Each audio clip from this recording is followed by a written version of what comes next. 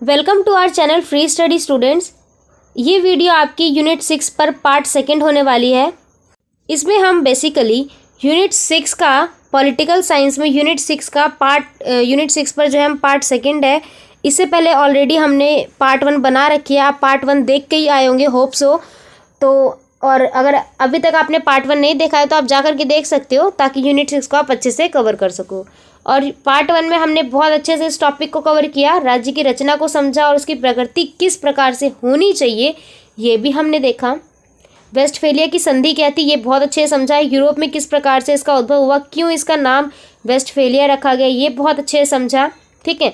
और एक राज्य के सिद्धांत को भी हमने बहुत अच्छे से देखा। राज्य के सिद्धांत वाला टॉपिक हम इसी पार्ट में कवर करेंगे। और राज्य के प्रकार और उसकी विशेषताओं को हमने पार्ट 1 में अच्छे से देखा था। ठीक है। तो यही हमने जो है वहाँ पे कवर किया था।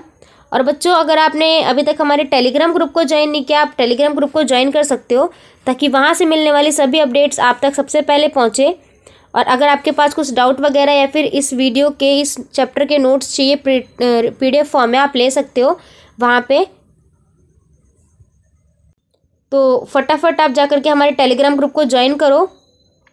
अब हम स्टार्ट करते हैं इस वीडियो को। और सबसे पहले हम टॉपिक जो है स्टार्ट करेंगे राज्य के सिद्धांत का। देखिए, एक राज्य का सिद्धांत कहता क्या है इसके पीछे क्या फिलॉसफी क्या है, क्यों ये कहना चाहता है। एक राज्य की जो प्रकृति है वो कई विद्वानों और वैचारिकों, यानी कि जो उसके विचार वाले होते हैं, जिसको विचारधारा बोला जाता है, विश्लेषण के माध्यम से सुव्यवस्थित की जाती है। बिल्कुल सही बात है। एक राज्य के पीछे कई सारी फिलॉसफी, कई लोगों की फिलॉसफी छुपी हुई है। ठीक है। आइडियोलॉजी छुपी है, विचारधारा छुपी है। राज्य एक अमूर्त विचार है, जिसका की मूर्ति नहीं है। अमूर्त इसको इसीलिए कहा गया क्योंकि राज्य के पीछे, राज्य को हम किसी एक मूर्ति में नहीं साच सकते, नहीं ढांचा दे सकते उनको, जो कि अलग अलग एजेंडों, संस्थाओं और नेटवर्क और साझा सामाजिक समाज और सम्मेलनों में निहित एक अंतर संबंधित प्रक्रियाओं और मूल्यों का प्रतिनिधित्व करता है। देखिए, ये जो 2 लाइन कही गई है ना, इस पूरी 2 लाइन ने एक राज्य को परिभाषित कर दिया है बिल्कुल सही टाइप से। राज्य एक अमूर्त विचार है, इसकी कोई मूर्ति नहीं है, जो एजेंडों, संस्थाओं के नेटवर्क, समाज सम्मेलनों के निहित अंतर संबंधित प्रक्रियाएं और मूल्यों का जो प्रतिनिधित्व करता है। ये चारों ही चीज़ें जिस चीज़ में पाई गई है वो क्या है, एक राज्य है। वो क्या है, एक राज्य है। इसी प्रकार के एक विचारक थे जिनका नाम था डेविड हेल्ड, जिन्होंने 1993 में आधुनिक राज्य को 4 प्रकार में अनुसरित किया। अब वो 4 प्रकार कौन से थे? वो 4 प्रकार थे ये। सैद्धांतिक राज्य, यानी कि एक राज्य के अंदर संवैधानिक होना चाहिए। मतलब जैसे लोकतंत्र का है, किसी भी राज्य में एक लोकतांत्रिक व्यवस्था है, तो वहाँ पर उस लोकतंत्र में एक संविधान है। सबसे ज़्यादा जो है प्रधानता किसको दी गई है? संविधान को दी गई है। फिर उसके बाद उसके नीचे कई सारे तत्व मिलेंगे, न्यायपालिका मिलेगा, फिर उसके नीचे अलग मिलेंगे। ठीक है। तो संवैधानिक राज्य होना चाहिए, 4 प्रकार के हैं। उसके अंदर एक उदारवाद होना चाहिए, यानी कि नागरिकों के प्रति वह उदार रहे, ऐसी उसकी एक प्रकृति होनी चाहिए। उदार प्रतिनिधित्व भी रहे, लोगों का जो कोऑर्डिनेट है वहाँ पर वो उदार ही रहना चाहिए उस राज्य में। और उसके अंदर जो पार्टीज़ है, यानी कि जो दल है, वो एकल भी होना चाहिए। ठीक है। ये अलग अलग राज्यों का अलग अलग है। ये किसके हिसाब से है? ये डेविड हेल्ड के हिसाब से है। अब देखिए, अभी तक तो हमने सिर्फ राज्य को समझा। अब एक और चीज़ हम पढ़ लेते हैं। हम देखते हैं कि उत्तर औपनिवेशिक राज्य क्या होता है। उत्तर औपनिवेशिक राज्य क्या है? आपको पता होगा, भारत जो कि ब्रिटेन का क्या रह चुका है? गुलाम रह चुका है। ब्रिटेन ने हमारे ऊपर इतने अत्याचार किए हैं कि उसको भुला पाना तो पॉसिबल ही नहीं है। याद ही है वो हम सबको, और आप पढ़ते भी आ रहे हो, बहुत बार पढ़ा आपने। ठीक है। बार बार ब्रिटेन वालों की, यूरोप वालों की भर के जो है बुराइयां की, उन्होंने ऐसा किया इस टाइप से। तो ब्रिटेन को तो हम नहीं भूल सकते। और ब्रिटिश लोगों ने जो शासन किया, और उस शासन करने के बाद जब भारत को छोड़ा, तो उसके बाद जो परिणाम या फिर जो भारत के लोगों ने सीखा, ठीक है, उसे कहा गया उत्तर औपनिवेशिक राज्य। यानी कि ब्रिटेन के बाद जो राज्य उभर कर आया और उसके अंदर जो वहाँ के जन समुदायों की भूमिका रही है उस राज्य को डेवलप करने में, उसे कहा गया उत्तर औपनिवेशिक राज्य, यानी कि जो औपनिवेशिक शासन था उसके बाद का राज्य, उसके बाद का राज्य। ठीक है, इतना समझ आया कि उत्तर औपनिवेशिक राज्य क्या बोल रहा है, इसके बारे में हम पढ़ेंगे। तो ब्रिटेन, फ्रांस और स्पेन जैसे पश्चिम यूरोप ऐसी ही शक्तियों द्वारा आधुनिक दुनिया की संस्था को दुनिया के बाकी हिस्सों में पेश किया, बिल्कुल किया, जिन्होंने विजय, व्यापार, धार्मिक रूपांतरण, कूटनीतिक माध्यम से एक परस्पर क्या किया, वैश्विक क्रम का निर्माण किया। उपनिवेशों के उद्भव पर एक काफ़ी बड़ी बहस भी थी जो छिपी हुई है। अब वो बहस क्या थी, इसको कई लहरों में बांटा गया है। कहा जाता है कि प्रारंभिक 19वीं सदी में, कब, प्रारंभिक 19वीं सदी में जो है उपनिवेशों की एक अलग लहर थी। उस टाइम पर कहा गया कि जो भी राज्य के अंदर जो भी नीति वगैरह अपनाई जा रही है वो उपनिवेशवाद पर निर्भर है। ठीक है, फिर उसके बाद प्रथम जब विश्व युद्ध हुआ था 1914 से 18 तक, आपको याद होगा हमारा जो पहला वर्ल्ड वॉर चला है 1940 से 1918 तक चला था। ठीक है, ये जो युद्ध हुआ 4 साल तक, इसमें भी कहा गया उपनिवेशों की एक लहर चल रही है। फिर उसके बाद जब सेकेंड वर्ल्ड वॉर हुआ, सेकेंड वर्ल्ड वॉर जब हुआ 1945 में, तब जब सेकेंड वर्ल्ड वॉर हुआ उस टाइम पर भी राज्य को लेकर के एक अलग बात छिड़ी। और सेकेंड वर्ल्ड वॉर के बाद जो यूएसएसआर का पतन हुआ था, यूएसएसआर सोवियत संघ, आपने पढ़ा होगा 12वीं में बहुत अच्छे से समझाया गया है। यूएसएसआर जो था वो हमारा सोवियत संघ था, इसका जब पतन हुआ, शीत युद्ध खत्म, यानी कि यूएसएसआर खत्म, यूएसएसआर के पतन के कारण ही शीत युद्ध खत्म हुआ था। ये शीत युद्ध 2 देशों के बीच में चल रहा था, अमेरिका और यूएसएसआर, जिसको सोवियत संघ कहा गया है। ठीक है, तो जब सोवियत संघ और यूएसएसआर खत्म हुआ उस टाइम पर भी राज्य को लेकर के एक बहुत बड़ी ही बहस छिड़ी थी। राजनीतिज्ञों के बीच एक अलग ही प्रतिस्पर्धा और एक अलग ही विचारधाराओं का द्वंद्व चल रहा था। फिर उसके बाद दुनिया में आई एक सुरक्षा स्थिति। ठीक है, और सुरक्षा स्थिति किस रूप में देखी गई है, वैश्वीकरण के रूप में। अब देखो वैश्वीकरण के रूप में कैसे देखी गई है। वर्तमान की अगर हम बात करें तो वर्तमान में जो अंतः युद्ध होते हैं, यानी कि देशों के अंदर युद्ध, अब देशों के अंदर युद्ध कैसे हो सकते हैं आपको पता है ना, राजनीतिक व्यवस्था को लेकर के, उसके प्रशासन को लेकर के। अंतर युद्ध जो है वो उस काल के दौरान फांसीवादी शक्तियों शताब्दी राज्यों से अलग थे।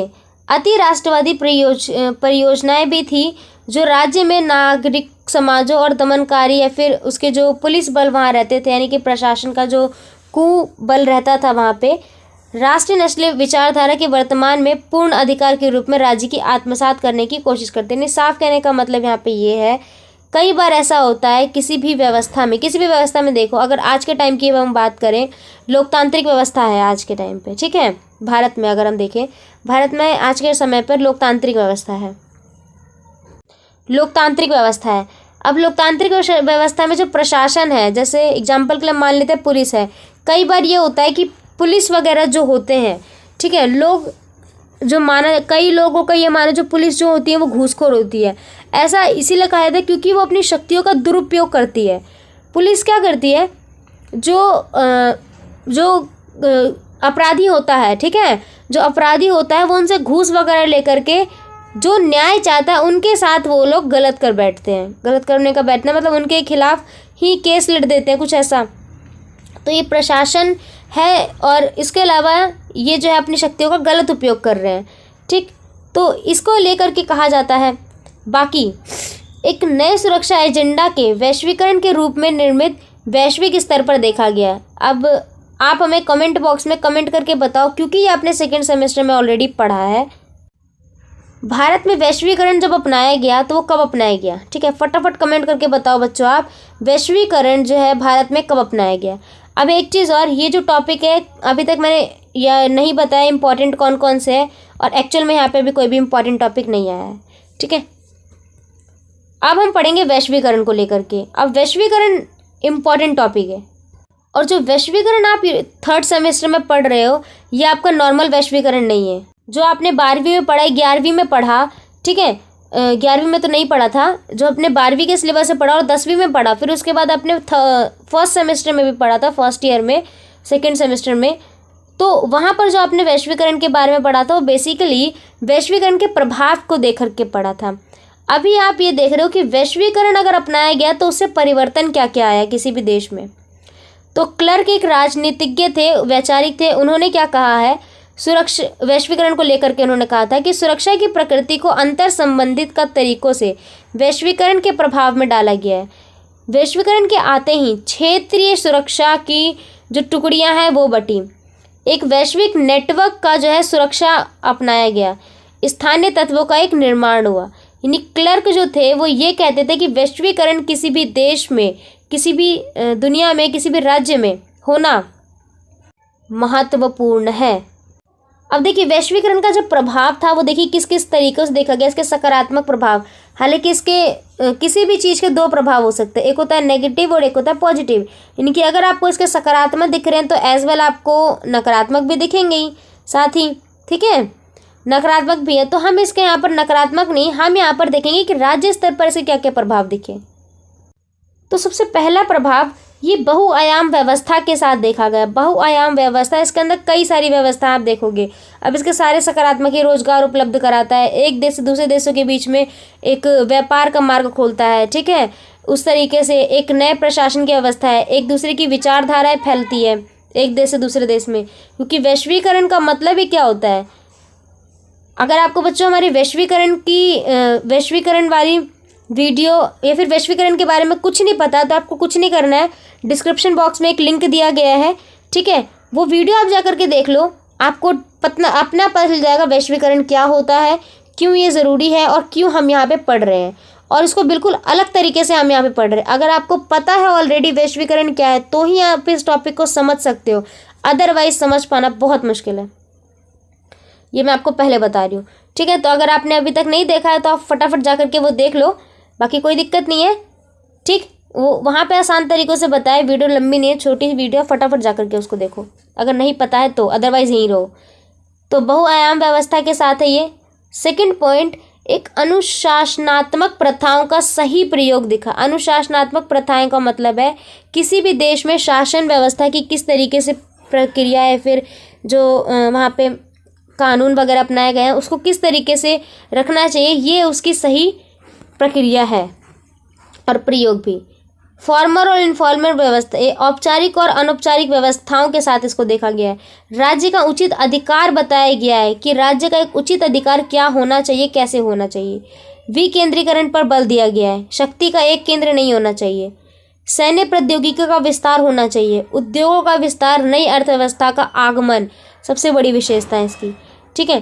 तो इस टाइप से इसके सकारात्मक पहलू। अब देखिए क्या कह रही है, सुरक्षा के जो राज्य केंद्रित मॉडल है, सुरक्षा का एक राज्य केंद्रित मॉडल बनाया गया है, ठीक है। व्यक्तिगत मनुष्य के सहूलियत बिंदु से सुरक्षा की अवधारणा को व्यापक रूप से विस्तृत किया। यानी कि सुरक्षा के राज्य केंद्रित मॉडल के हिसाब से वैश्वीकरण सिर्फ और सिर्फ एक देश पर ही नहीं, एक देश के आधार पर ही नहीं, उसे एक नागरिकों के अधिकार पर भी व्यक्ति के बहु सहूलियत के हिसाब से भी बनाना चाहिए। और इसी आधार पर यूएनडीपी ने 1994 में एक मानव विकास रिपोर्ट प्रस्तुत की थी। उसके अंदर आर्थिक सुरक्षा के रूप में मानव विकास का सुरक्षा दायरे के अंदर 6 क्षेत्र शामिल होने चाहिए, वो उसने प्रस्तुत किया। सिंपल शब्दों में बता रही हूँ, 1994 में यूएनडीपी द्वारा एक रिपोर्ट पेश की गई थी जिसके अंदर ये कहा गया कि मानव जो है इन 6 क्षेत्र के अंदर सुरक्षित रहना चाहिए। अब वो 6 क्षेत्र कौन से, ये देखिए। सबसे पहला क्षेत्र, उसे खाद्य सुरक्षा मिलनी चाहिए। दूसरा क्षेत्र, उसकी हेल्थ को लेकर के उसको कोई भी दिक्कत नहीं आनी चाहिए। नहीं, राज्य जो है नागरिकों की खाने पीने से लेकर के उसके स्वास्थ्य तक की भी देखभाल उसको करनी चाहिए। उसको पर्यावरण से कोई नुकसान नहीं पहुंचना चाहिए। व्यक्तिगत सुरक्षा जिस हद तक दी जा सके वहाँ तक दी जानी चाहिए, तभी वो एक राज्य के अंदर रह सकता है। सामुदायिक सुरक्षा मिलनी चाहिए, सोसाइटी में उसका इज्जत होनी चाहिए, और एक राजनीतिज्ञ में भी उसका जो है प्रतिनिधित्व या फिर योगदान रहना चाहिए। तो इस टाइप से ये 6 पॉइंट है जो आप वहाँ पर लिख सकते हो। अब बच्चों यहाँ से क्वेश्चन आता है, वैश्वीकरण वाले टॉपिक से हो सकता है क्वेश्चन पूछ लिए जाए इन 6 क्षेत्र से, या हो सकता है क्वेश्चन पूछ लिए जाए आपसे उसके प्रभाव से, ठीक है। तो ये आपने यहाँ पर पढ़ लिया। सो यूनिट 6 आपका ख़त्म होता है। मैंने क्वेश्चन भी आपको बता दिया कि किस टाइप से यहाँ पे क्वेश्चन बनते हैं। हमने राज्य की रचना पढ़ी, उसके प्रकार भी देख लिए, ये प्रकार वही थे जो आपने वहाँ पे अभी पढ़े। आधुनिक राज्य प्रथम विश्व युद्ध के बाद कैसा रहा, द्वितीय विश्व युद्ध के बाद कैसा रहा, ये वही था। वेस्टफेलिया और आधुनिक राज्य की संधि हमने बहुत अच्छे समझी, बहुत अच्छे से। वेस्टफेलिया की संधि क्या थी, क्यों इसका नाम पड़ा गया, ठीक है, ये हमने पार्ट 1 में देख लिया था। इसमें राज्य के सिद्धांत हमने देखे। उत्तर औपनिवेशिक राज्य समझा कि ब्रिटेन की गुलाम रहने के बाद भारत ने या फिर किसी भी देश में क्या क्या प्रभाव रहे हैं। सुरक्षा स्थिति समझी, जो कि इम्पोर्टेंट टॉपिक है, क्वेश्चन यहीं से बनता है आपका। इसमें हमने वैश्वीकरण समझा बहुत अच्छे से। अगेन मैं आपको कह रही हूँ, अगर आपको वैश्वीकरण के बारे में नहीं पता है तो आप हमारी डिस्क्रिप्शन बॉक्स में जा करके वीडियो दी गई है वैश्वीकरण की, वो आप देखो, बहुत अच्छे से वहाँ बताया गया है। तो ये है आपका यूनिट 6 ख़त्म हो चुका है। मिलते हैं अगली वीडियो में एक नए सिलेबस के साथ।